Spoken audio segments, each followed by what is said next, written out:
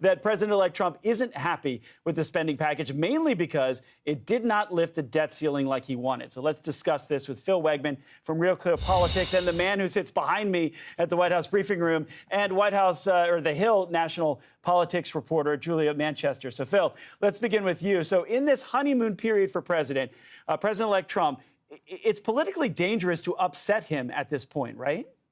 It is, and I keep going back to something that Donald Trump Jr. tweeted when the incoming administration tanked the first spending bill. He wrote, "We're not just the media now, we're also the government." The argument being that because Elon Musk owns X and because there's this grassroots army at the back of the president, they can kind of rewrite legislation remotely. But if that's the new governing paradigm, then I think that the Christmas chaos we just saw was a dress rehearsal for the new year. And we learned a couple things. Donald Trump is very good at breaking things. He was able to tank the first bill, but he wasn't able to build a coalition to get what he really wanted, which was that debt ceiling increase. So I know that sounds like inside baseball, but it boils down to Donald Trump is good at breaking things. It still remains to be seen if he can build things. And that's really the question going into a second term, because these bigger lifts like border security and tax cuts, those are going to be a lot more difficult than an end-of-the-year CR.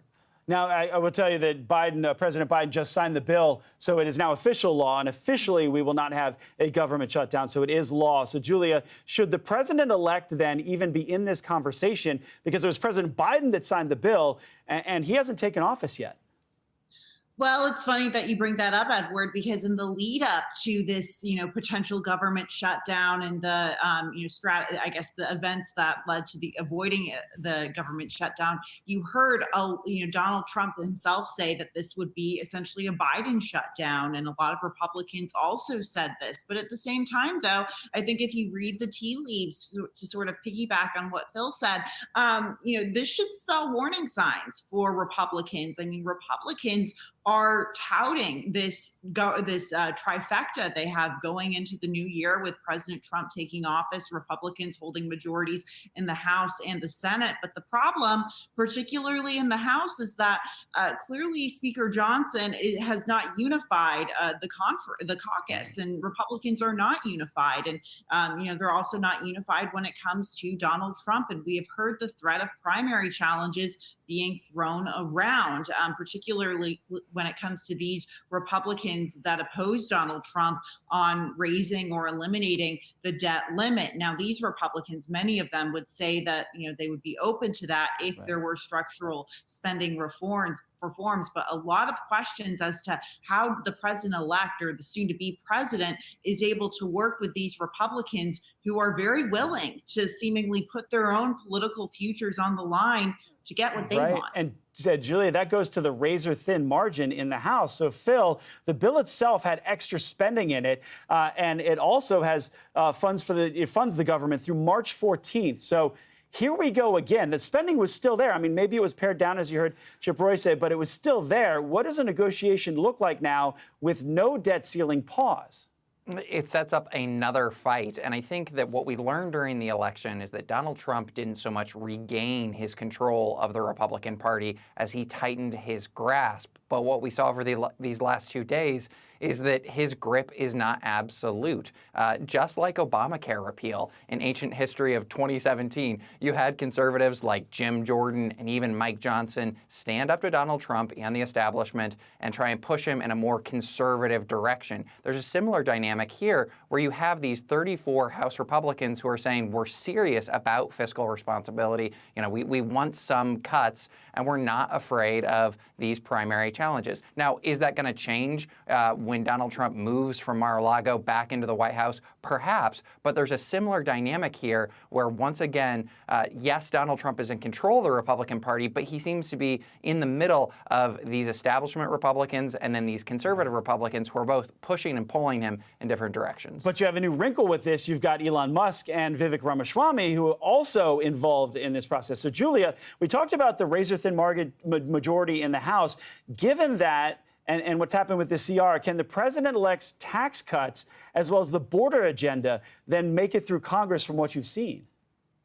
Look, it seems that Republicans, for the most part, are very much united on the issue of the border. One thing I am curious about, and we'll see what happens with those tax cuts. I thought it was interesting that Steve Bannon, an ally of the president-elect's, said last week, or he floated the idea of raising taxes on corporations and wealthy individuals. I just thought that was interesting because it seems to be a break with where a lot of Republicans,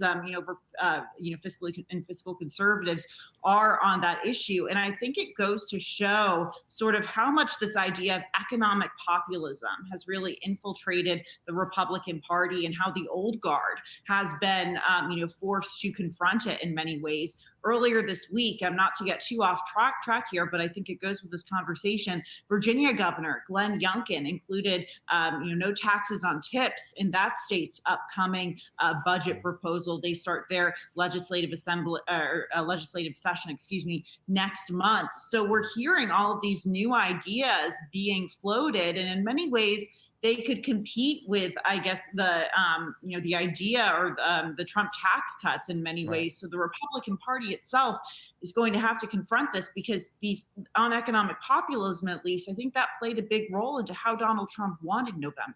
Yeah, we're going to have to see this push and pull. Phil, in the last 30 seconds we have, what about the time frame? What if the president does not get his priorities done in the first year and it takes a little longer? Could parts of the agenda be in jeopardy?